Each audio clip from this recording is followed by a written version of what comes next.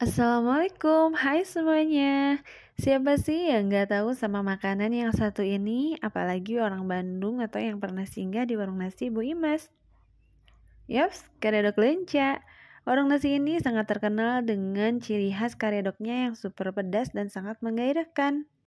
Sekarang kita intip yuk apa aja resepnya.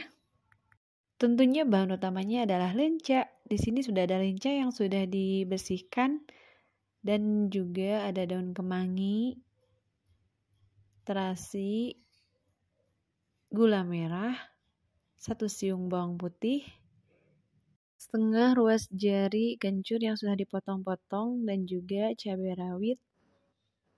Tidak lupa garam. Kita masukkan setengah sendok teh garam ke dalam cobek. Selanjutnya bawang putih, kencur, cabai rawit. Untuk cabainya sesuai selera ya. Dan juga terasi. Kita pertama ulek dulu. Pemakaian terasinya ini harus yang benar-benar yang warna pink seperti ini ya, agar hasilnya benar-benar mirip seperti yang ada di warung nasi Bu Imas. Selanjutnya kita tambahkan gula merah.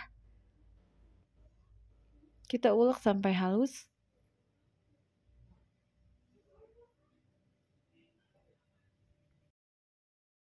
Jika bumbunya sudah dirasa halus secara merata, kita tambahkan lencanya.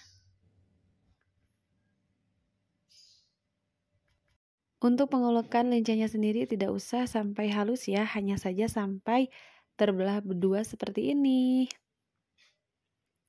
Dan inilah hasilnya, karedok lenca ala warung nasi Bu Imas.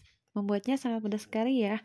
Banyak sekali dari manfaat memakan lenca ini. Di antaranya menjaga kesehatan kulit, kesehatan ginjal, tulang, mata, dan juga bisa mencegah tekanan darah tinggi.